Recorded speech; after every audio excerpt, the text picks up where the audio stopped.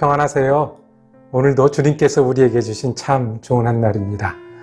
매주 목요일은 사도행전 우리 성경 공부를 이어가고 있는데 오늘 그 6번째 시간입니다. 기도하면서 시작합니다. 사랑과 은혜가 많으셔서 어디서나 언제나 우리 아버지 되시고 인도자 되어주신 하나님의 은혜에 감사드립니다. 오늘도 주님, 우리가 그 은혜에 의지하여 살기를 원합니다. 내 생각과 마음의 주인이 되어 주시옵소서. 매일 해야 되고 수고해야 되는 우리의 일상과 바쁜 시간 속에 지혜가 되어 주시고 인도자 되어 주시옵소서. 때로는 힘들고 짐이 무거워 주님을 부를 수밖에 없는 순간순간마다 우리의 소리를 들으시고 응답하시는 주님과 동행하는 한 날 되게 하여 주옵소서. 그래서 오늘도 예수 그리스도의 이름으로 넉넉히 이기고도 남는 귀한 한 날 되게 하여 주옵소서. 우리 예수 그리스도의 이름으로 기도드립니다. 아멘. 오늘 함께 읽으실 성경 한 장은 사도행전 6장입니다. 세번역 성경으로 8절에서 10절까지 말씀을 받들었습니다.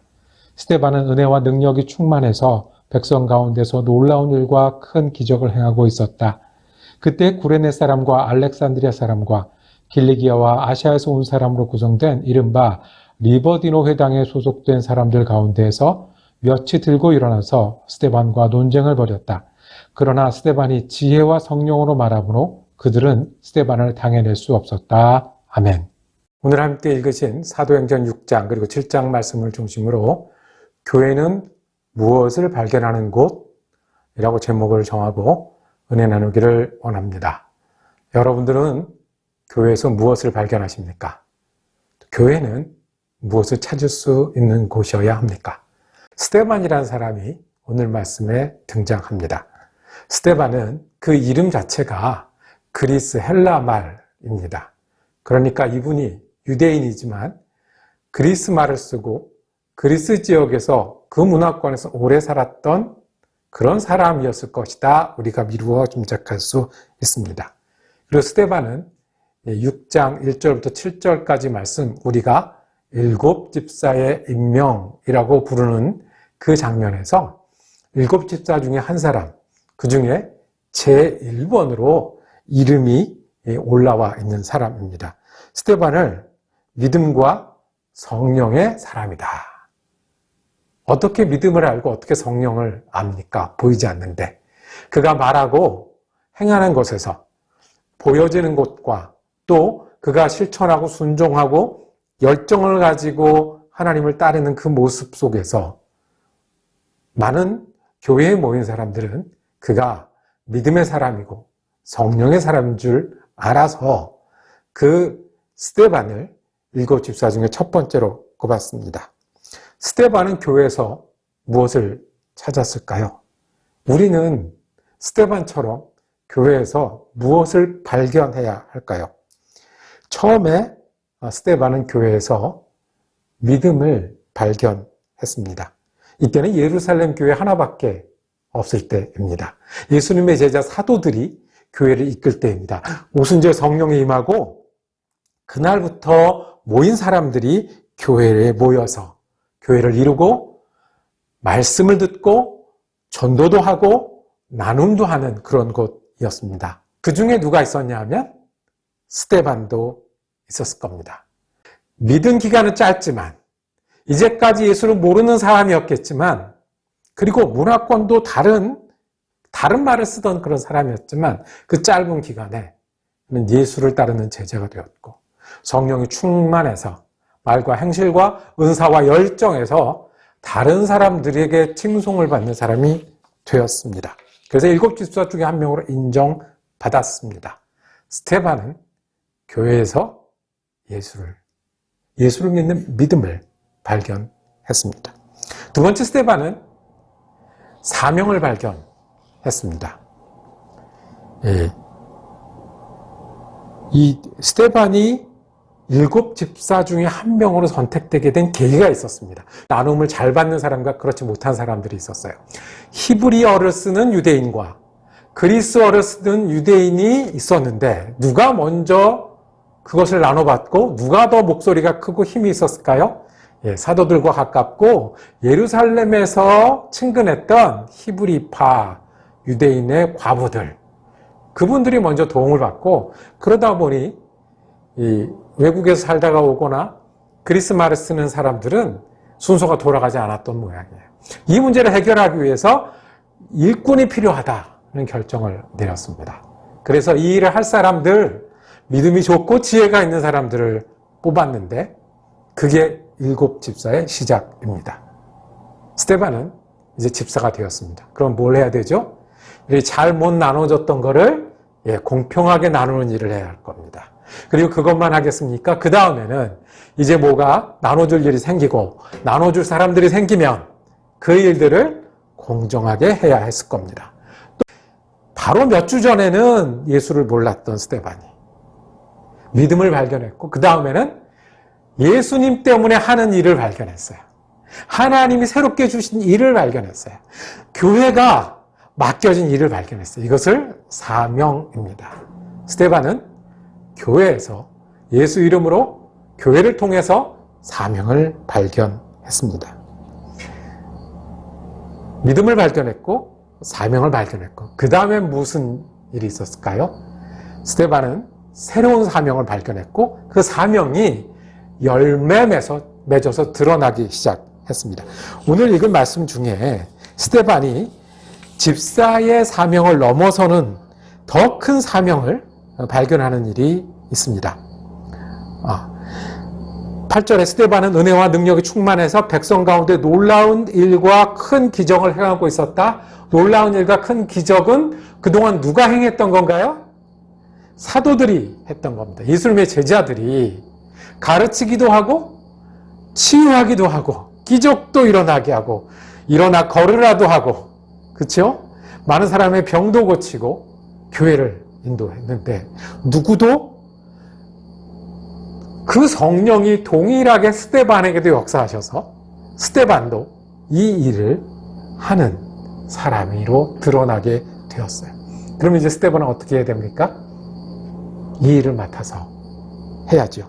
사도들은 사도들의 일을 하고 스데반은 또 다른 일이 있었는데 그것은 스데반이 아주 잘 할 수 있는 일이었습니다. 9절에 보면 구레네, 알렉산드리아, 길리기아, 아시아에서 온 사람들이, 즉 유대인이었지만 여러 곳에 살던 사람들이 모여서 다시 여기 예루살렘에서 유대교를 믿는 사람들이 있었습니다. 이 사람들은 유대인이 다시 되고자 또 유대교 때문에 왔으니 근본주의자였고 원리주의자였습니다.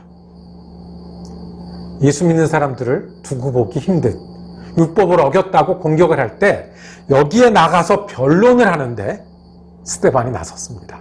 그리스어 잘하지요? 믿음도 생겼지요? 성령도 충만했지요? 이제 스데반이 나가서 논쟁을 했는데, 스데반과 논쟁을 벌였는데 스데반을 감당해낼 수 없었다 했습니다. 사도들은 어디 있습니까? 다른 일을 하고 있고, 오히려 사도들보다 이 일을 더 잘 중요하게 감당한 사람, 스데반. 새로운 사명이 있었어요. 스데반이 집사 일을 감당하고 있을 때 성령은 스데반에게 새로운 사명으로 인도하셨고 그 일을 감당했어요. 근데 적당히 잘해야 되는데 너무 잘했어요. 그래서 이 사람들이 감당할 수 없으니까 공회에 신고를 했어요. 그 공회는 체포해서 신문을 했어요. 네가 말하는 게 무엇이냐? 이 공회가 예수님을 체포했던 바로 그 공회입니다. 예수님에게 십자가로 가게끔 죽음을 인도했던 바로 그 공회였습니다. 그 앞에 서서 스데반이 오히려 설교를 합니다. 이제 며칠이나 믿었을까요? 몇 주나 믿었을까요? 그 예수를 아브라함 이야기부터 해서 모세 때 이집트에 넘어갔고 모세가 출애굽했고 여호수아와 다윗과 솔로몬이 성전을 세우는 길까지 하나님의 역사를 설명하고, 너희가 성전에 있다고 하나님 계신 게 아니고 너희는 예언자를 핍박했던 사람들 아니냐라고 오히려 공격을 했습니다. 53절에 당신들은 천사들이 전하여준 율법을 받기만 하고 지키지 않았습니다. 그랬더니 그들은 이 말을 듣고 격분해서 스데반에게 이를 갈았다. 큰일 났습니다. 예수님도 이러다가 어떻게 됐어요? 죽었잖아요. 스데반의 자리에 우리가 있었다고 하면 설득하려고 했을 거예요. 어쩌면 타협했을지도 몰라요. 어쩌면 잘 보이고 이 순간을 모면을 했으려고 했을지도 몰라요. 적어도 지연하기는 했어야 돼요. 그런데 스데반 앞에 보인 게 있었습니다. 환상처럼 뭐가 보였죠? 하늘이 열리고 예수님이 하나님 곁에 서 계신 것이 보였습니다. 타협하란 얘기인가요? 지연하란 부르심인가요? 멈출 수 없었습니다. 내가 예수님을 본다고. 결국 스데반의 끝은 여러분 잘 아시는 대로 그 자리에서 돌에 맞아 죽었습니다. 스데반이 죽어가면서 마지막 했던 기도가 있습니다. 주 예수님, 내 영혼을 받아 주십시오. 주님, 이 죄를 저 사람들에게 돌리지 마십시오. 누구의 기도가 기억나시죠? 예수님이 십자가상에서 했었던 그 기도를 똑같이 하고, 예수님을 보지도 못했고 예수님한테 한 번도 배워보지도 못했던 스데반은 예수님과 똑같은 모양으로 죽는 사명을 감당했습니다. 스데반이 발견한 것은 사명이 커지고 넓어지고 새로운 사명이 되고 그리고 죽기까지 그 사명을 감당하는 일이었습니다. 며칠 만에, 몇 주 만에 스데반은 믿음을 발견하고 사명을 발견하고 그리고 사명이 어디까지 가는지를 발견했습니다. 우리가 스데반처럼 되기를 원합니다. 여러분들 교회를 통해서 어떤 믿음을 발견하셨습니까? 교회는 믿음을 발견하는 곳입니다. 교회를 통해서 여러분들 어떤 사명, 예수 이름으로 어떤 일을 해야 한다고 하고 싶다고 발견하셨습니까? 교회는 여러분에게 사명을 주는 곳입니다. 그리고 이제는 그 사명이 한 걸음 한 걸음 더 커지고 깊어져서 예수를 닮아가는 데까지 가야 합니다. 교회는 믿음을 발견하는 곳이고 사명을 발견하는 곳이고 사명이 열매 맺기까지 그 사명을 붙들고 사는 일입니다. 여러분은 스데반 같으십니까? 여러분 스데반 같기를 원합니다. 죽어도 좋을 사명을 붙들고 교회에서 사시는 여러분과 제가 되기를 원합니다. 기도하겠습니다. 주님, 교회를 통해서 믿음을 주셨으니 감사합니다. 교회를 통해서 사명을 주셨으니 감사합니다. 이제는 우리가 주님 따라서 사명 안에 성장하게 하시고 사명을 안에 순종하게 하셔서 붙잡고 죽어도 좋을 사명을 발견하며 새로운 사명을 날마다 발견하며 살아가는 우리가 되게 하여 주시옵소서. 예수 그리스도 이름으로 기도드립니다. 아멘. 말씀 묵상 함께 할 수 있어서 감사했습니다. 내일은 열왕기하 묵상을 이어가겠습니다. 은혜로운 한 날 되시기를 축복합니다.